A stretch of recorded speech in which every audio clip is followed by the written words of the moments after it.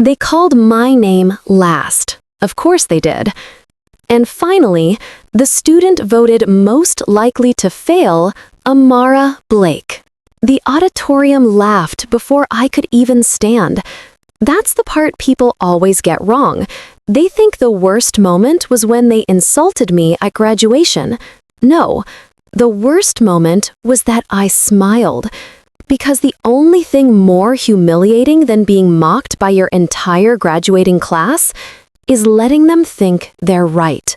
While they laughed, I kept my eyes on the dean, the same man who spent 4 years insisting I was unremarkable, that I lacked initiative, that I should reconsider a less demanding field.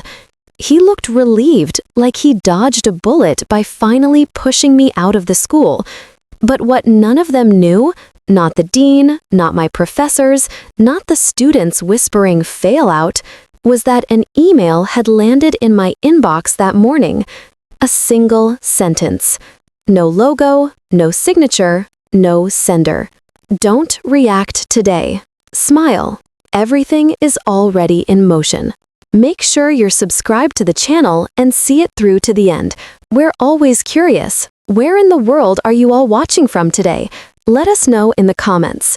Normally, I would have deleted something so cryptic, except it came from the private domain of an organization students whispered about but none had ever seen. The Vesper Foundation. A scholarship so mythically competitive that even the top students didn't bother applying. A scholarship rumored to pick its winners in ways that had nothing to do with grades. I hadn't applied either. The email felt impossible, unreal, wrong. So I didn't believe it until graduation day, when the auditorium lights went dark for a half-second flicker. A glitch, people thought. Not me. I knew when a system rebooted itself. I recognized it immediately. Someone had just overridden something. And they did it seconds before every screen in the auditorium lit up with the dean's slideshow, except the slideshow he had prepared, the Worst Student Award, didn't show. Instead, the words appeared in white text on black. The Vesper Foundation wishes to make an announcement. The room went still. Even the students who bullied me stopped laughing. Everyone knew the name. No one knew the people behind it. The dean scrambled toward the tech booth, but he couldn't do anything. The system was completely locked. I wasn't breathing. I wasn't moving. All I could think was, why me? The screen changed again. This year's full-ride global scholarship is awarded to... Someone snorted behind me. Someone whispered, probably Ethan. Someone behind that whispered, or Priya, she's the top of the class. I didn't dare hope. Not for a second. Not until the name appeared. Amara Blake. The silence hit harder than the laughter ever had. It was the kind of silence that feels like the air is being held in a fist. And for a moment, one beat, one heartbeat, I thought maybe it was a mistake. Until a second line appeared. Recipient identified by unreported project submission. Confirmed. My blood ran cold. I had submitted something no one knew about, something I never put my name on because I knew what would happen if the wrong person saw it. It wasn't homework. It wasn't research. It was... No, I couldn't even think it. Not here. Not yet. Students turned toward me in slow motion. Some shocked, some furious, some whispering, her? How? Is this a prank? She failed half her classes. She barely talks. Exactly. I barely talked. I listened. Always. The dean sprinted to the microphone, face red and trembling. This is clearly a malfunction. We haven't partnered with... The screen cut him off. Principal authority override verified. That sentence hit him like a slap. He froze. Then another line. Dean Harrow attempted to suppress students' work. Internal audit report attached. The room erupted. People gasped. My classmates twisted in their seats. Faculty members stood, confused, whispering frantic questions. The dean's face drained so fast I thought he might faint. He looked at me, and I knew, from the way his eyes widened, that he thought I'd done this. But I hadn't, and that terrified me more than anything, because someone else had. The screen returned to black. Lights snapped back on, and a woman in a charcoal suit, who hadn't been in the audience before, walked straight down the aisle toward me. She moved like a shadow, with purpose, stepping between students without looking at them. She stopped in front of me, held out a small envelope, and said quietly, "Miss Blake, your escort is waiting." "What? Escort for what?" I whispered. "For your evaluation," she said, as the first student to qualify under the Vesper Directive. My mouth went dry. I didn't apply. Her eyes flicked to mine. Calm, deliberate, unreadable. "You didn't need to." She stepped aside, motioning for me to stand. Everyone was watching. Everyone was whispering. Everyone who had laughed at me 5 minutes ago now stared like they'd never seen me before. I stood slowly. The dean shouted from the stage, "Amara, do not leave with her. This is unauthorized." The woman in the suit turned toward him, and her voice cut through the room like a blade wrapped in velvet. "Dean Harrow, you've already been suspended pending investigation. We'll speak with you shortly." Students gasped. The dean stumbled back. The woman didn't look at him again. She placed a light hand on my shoulder, firm enough to steer, gentle enough to feel like a warning. "Come with me, Miss Blake," she murmured. "Everything you've done is about to come to light." My heart stopped. Everything? No, no, no. Because there was one thing I had done in secret that could not come to light. Not ever. If the Vesper Foundation had traced it back to me, if they were the ones behind the anonymous email, then this wasn't an honor. It was a trap, and someone had just sprung it. But I didn't resist.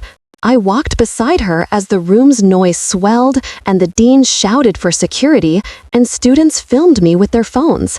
I walked because I knew one thing. If I didn't find out who sent that email, who exposed my work, who overrode the dean's system, then whoever they were would stay 3 steps ahead of me, just like they had been for months, just like they had been the night I made the mistake that started all of this. The woman guided me through a side exit, down a hallway, and out into the sunlight. A black car waited. Engine running, tinted windows, same insignia as the envelope she handed me. "Get in," she said. I hesitated at the door. "Where are we going?" Her eyes met mine again, and I swear she looked almost hopeful. "To see the person who recommended you." "Who?" She opened the door wider and whispered, "The one who knows what you built." Everything inside me froze, because there were only 2 people in the world who knew what I had built, and one of them was dead. What you built. Everything inside me froze, because there were only 2 people in the world who knew what I had built, and one of them was dead. I slid into the back seat, my pulse hammering so hard I could feel it in my fingertips. The door shut behind me with the soft, final click of something sealing shut, like a vault or a fate. The woman took the seat beside me, while another figure I hadn't noticed until now sat in the front, driving. The car pulled away before I buckled my seatbelt. I knew I should call someone, but I didn't have anyone to call. "Before we go any farther," I said, my voice steadier than I felt, "you need to tell me who recommended me." The woman clasped her hands in her lap, her expression unreadable. "We'll reach them soon." "That's not an answer." "No," she agreed calmly. "It isn't." I turned toward the window, watching campus buildings blur past. People clustered outside the auditorium doors, pointing, yelling. Some had their phones raised toward our car, filming. Let them film. Let them wonder. let them panic. They had no idea what I had done. But Vesper did. Miss Blake, the woman said after a moment, our organization has been monitoring your work for some time. My stomach twisted. I never submitted anything to you. You didn't need to. You left a very loud footprint. I gripped the edge of the seat. What footprint? She gave me a thin smile. Not unkind, but knowing. The one you thought you erased. Ice shot through my veins. They couldn't know about that. No one could. I had scrubbed every trace, destroyed the hardware, wiped the drive with a method so irreversible. Experts swore it was paranoid. But paranoia is what kept me alive. The woman leaned slightly closer. Relax, Miss Blake. If we wished to arrest you, we wouldn't have offered a scholarship. Offered. I repeated. This doesn't feel like an offer. It isn't, she said pleasantly. I swallowed hard. The car moved off the main road and onto a narrower one flanked by tall, windowless buildings I'd never noticed before. The kind of architecture that practically whispered secrecy. We stopped beside a door built into the concrete wall. Nothing marked it. Not even a handle. The driver stepped out and approached it. A scanner flickered blue, reading his face. The door slid open. Out, the woman said gently. I stepped into a hallway that looked like it belonged to a government facility. Cold. Metallic. Lights embedded in the walls. Silent. Where are we? I whispered. A Vesper field node. I didn't know what that meant. I didn't ask. The woman led me down the hallway and through another door, into a room of glass. A single chair, a single table, and a man standing with his back to me, hands clasped behind him, staring at a large screen showing my student profile, my GPA, my disciplinary notes, false accusations the dean had filed, projects I'd turned in early, projects I'd turned in late, projects I'd never turned in, because I was working on something else. He turned, and my lungs collapsed. Not because of who he was, but because of who he wasn't. He wasn't the dead one. He was the other one. Hello, Amara, he said, studying me like I was both a threat and a treasure. It's been a long time. I stepped back. How did you... You're supposed to be... You disappeared. Of course I did, he said lightly. That's how one avoids being eliminated. My throat tightened. You knew, I whispered. You knew what would happen if anyone found out what we built. I didn't know, he corrected. I calculated the probabilities, and they weren't in our favor. My knees felt weak.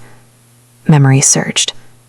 Nights of working in abandoned labs, whispered theories, half-lit screens, the thrill of discovering something impossible. And then the night everything went wrong. The night I ran. The night he vanished. You told me it was safe, I whispered. He gave a soft, humorless laugh. Nothing we ever did was safe. That was the point. I clenched my fists. Why did you recommend me? If they know, I'm dead. The woman behind me cleared her throat.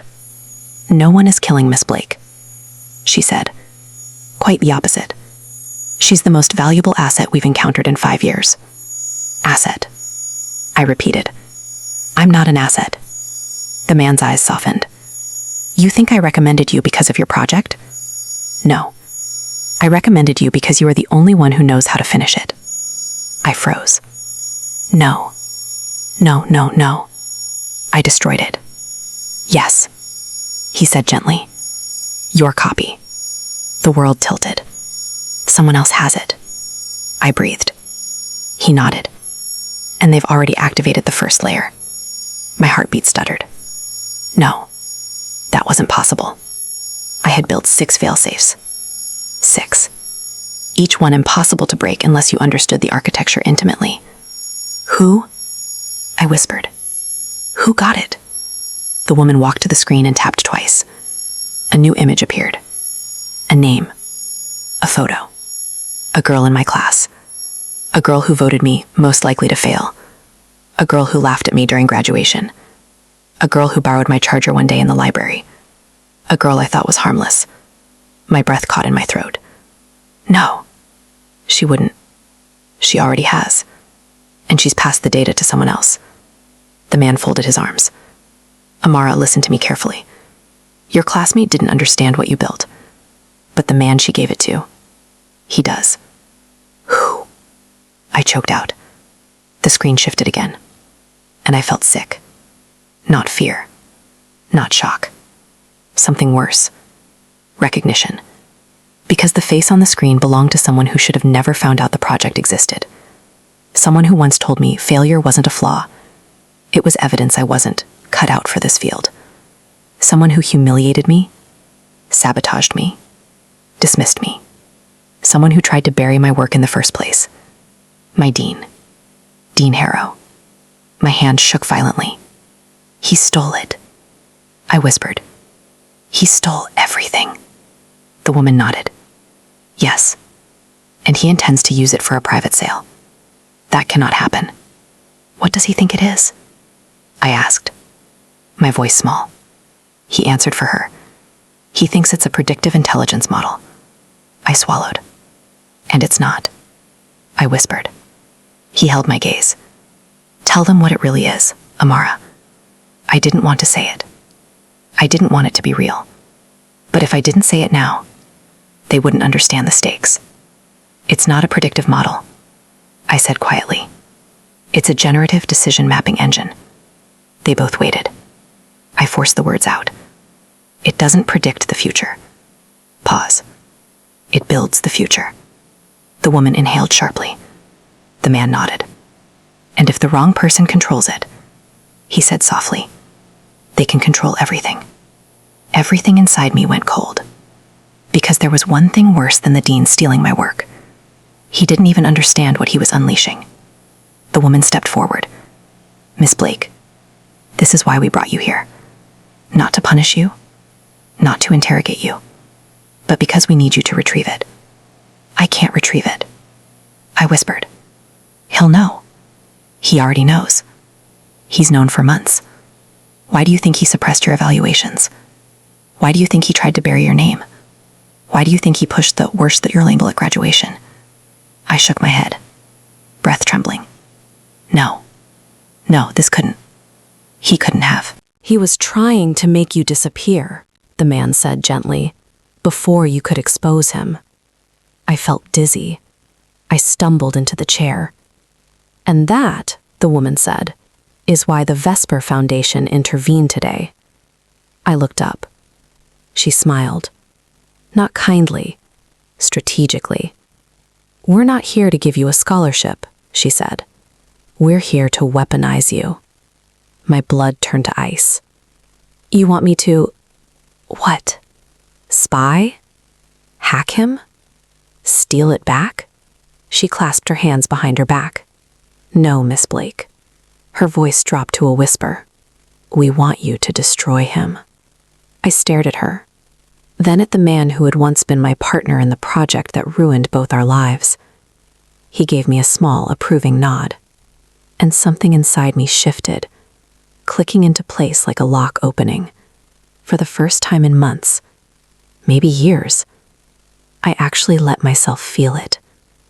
Rage. Clean. Cold. Focused. What do I have to do? I asked. Simple, the woman said. You're going back to campus. To face him? No, she said softly. To let him think he won. My pulse sped up. And while he's watching you, she continued, we'll open the path for you to pull every secret he's ever buried. I swallowed. Why me? I whispered. The man answered this time. Quiet. Steady. Sure. Because you're the one he underestimated. Because I was soft-spoken. Because I was quiet. Because I didn't fight back. Because he thought humiliating me in front of the entire school would break me. He never realized his biggest mistake. He didn't break me. He freed me. The woman placed a new envelope on the table. Inside is everything you'll need for phase 1, she said. A new identity profile, a new role we've placed on campus, and a direct line to us. "What do I tell my classmates?" I asked. She smiled slightly. "The truth, that you are the worst student, who somehow got the biggest prize." I stared at the envelope, at the screen, at the dean's face, at the classmate who betrayed me, at the man who disappeared and returned only because he needed me again. My whole body felt like a wire pulled tight. "What happens after phase 1? I asked. The woman's voice turned almost tender. Then she said, "You make him beg." A shiver ran through me. Not fear, anticipation. I picked up the envelope. "Good," I said. And for the first time all day, I smiled. Because they didn't understand the truth.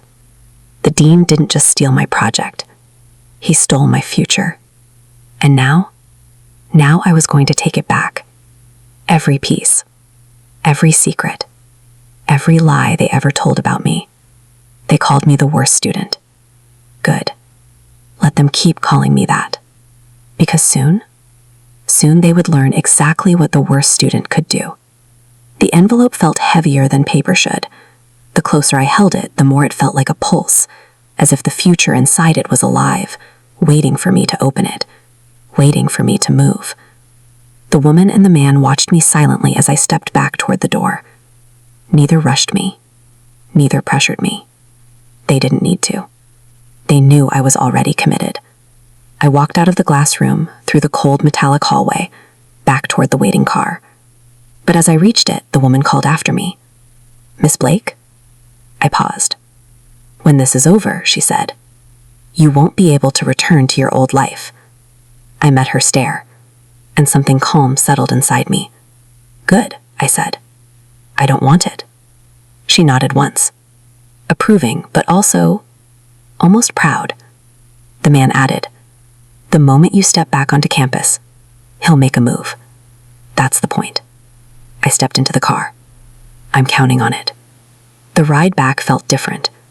Not because the route changed, it didn't, but because I did. I wasn't afraid anymore. I wasn't confused. I wasn't the quiet girl sitting in the back row praying people would stop looking at her. I was the only person in the world who knew how to fix a catastrophic mistake, and the only one who could bring down the man trying to weaponize it. When the car reached the main gate of the campus, I saw them, the clusters of students still whispering, the faculty pacing, the security guards talking too urgently into radios. Graduation was supposed to be a celebration. Instead, it looked like an emergency briefing. Good.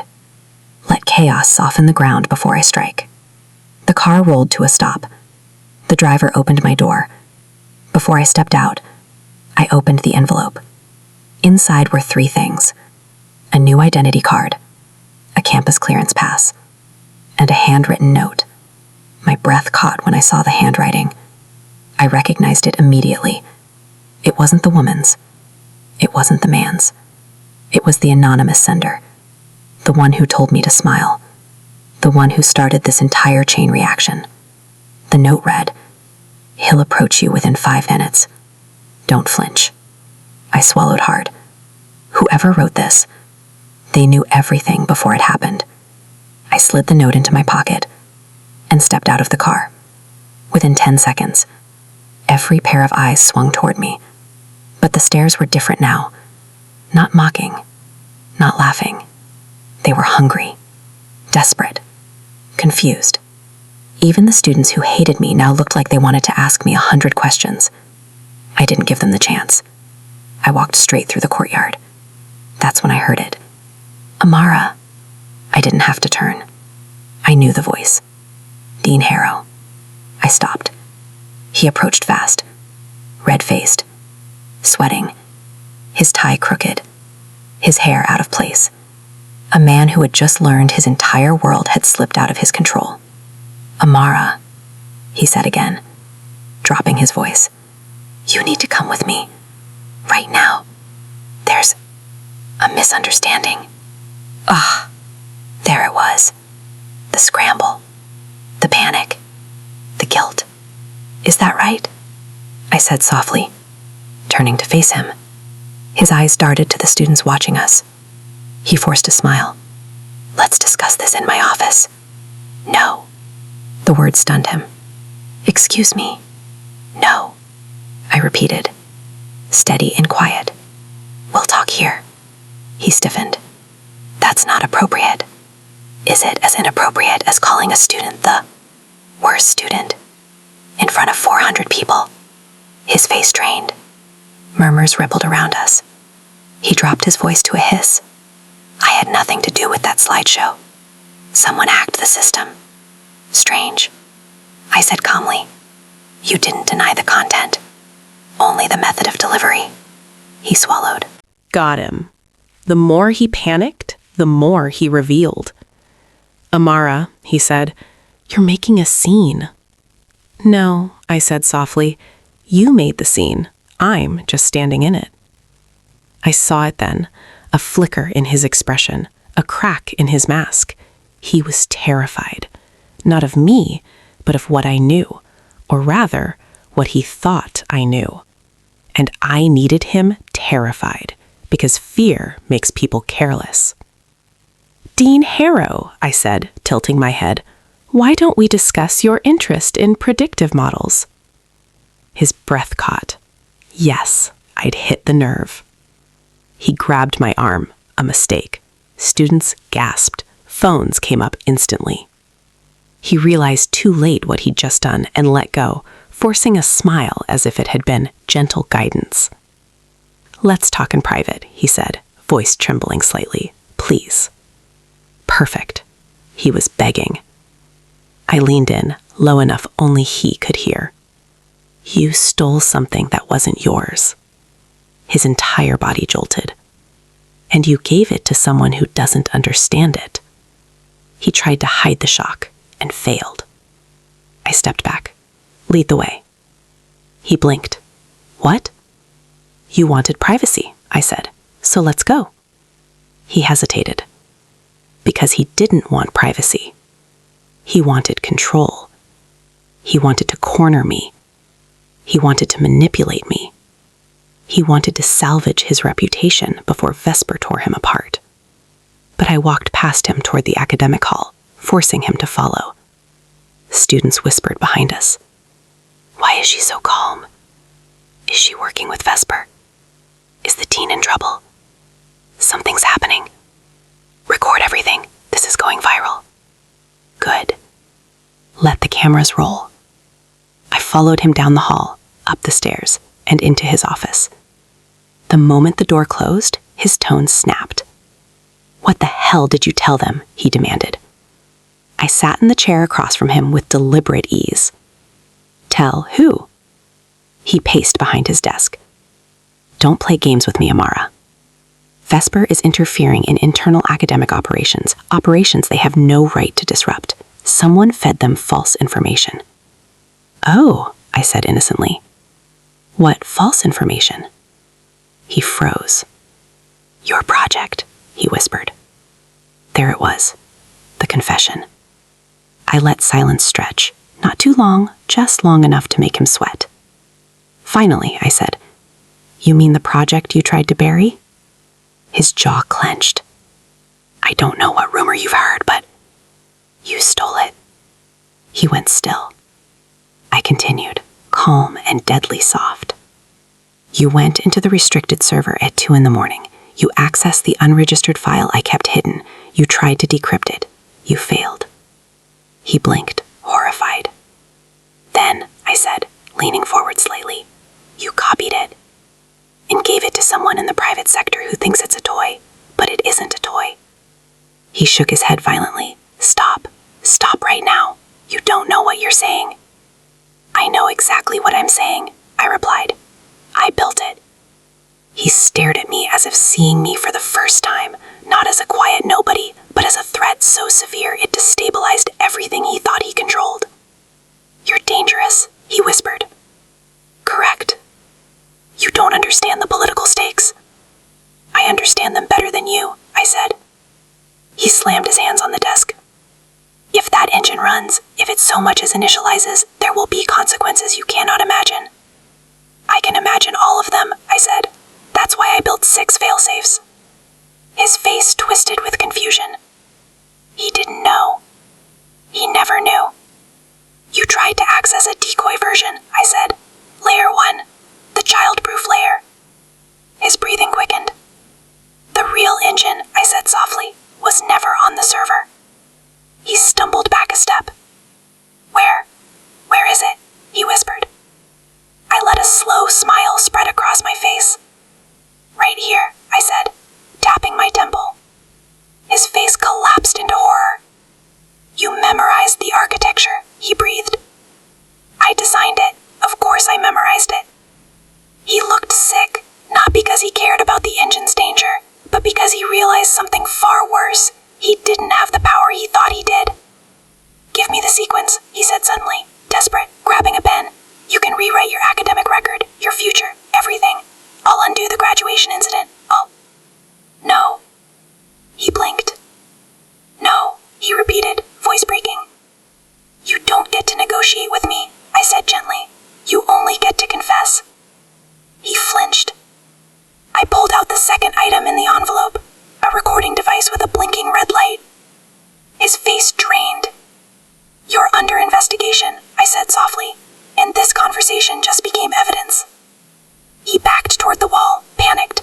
You tricked me. You tricked. No, I said, standing. You tricked yourself. Outside, heavy footsteps approached, deliberate, synchronized. Vesper. The door opened. The woman from earlier entered with 2 agents. She gave me a small nod. Phase 1 complete, she said. Well done. The dean lunged forward. You can't do this. You have no authority here. She's lying. The man stepped in behind her, holding a tablet. The private messages you sent to the buyer were recovered, he said, along with bank transfers and server logs. The dean froze. No more excuses. No more manipulation. No more control. You're finished, I said softly.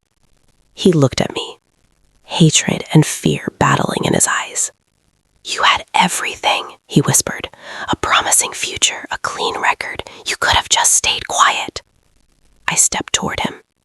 I did stay quiet, I said, and you mistook that for weakness. I leaned close. That was your first mistake. The agents cuffed him. He didn't resist. He was too stunned. They dragged him from the office, still shouting, still insisting it was a misunderstanding. It wasn't. It was justice. The woman turned to me once the room was empty. You did well, she said. Very well. The man added, Phase 2 will take longer, more dangerous. But you're ready. I exhaled slowly. What now? She smiled. Now you come with us. I hesitated. What about the scholarship? What about... She shook her head. That was never a scholarship, Miss Blake. Then what was it? The man answered.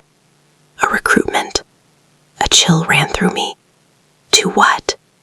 They exchanged a knowing glance. Then the woman said, to the division that works on the futures other people fear. I felt my heart beat slow. Not with fear, with something else. Purpose. The woman gestured to the hallway. You're no longer the worst student. And what am I now? I asked. They both smiled. The only person capable of rewriting what comes next. I picked up the envelope. My old life. My new life. The truth that was never meant to exist. I walked out of the dean's office and down the hall as graduation chaos buzzed below. Students stared. Teachers whispered. Phones recorded. But none of it mattered anymore. They called me the worst student. Good. Let them believe that. Because while they were busy laughing at me, I rewrote the future. And now I was going to build a new one. One they'd never see coming.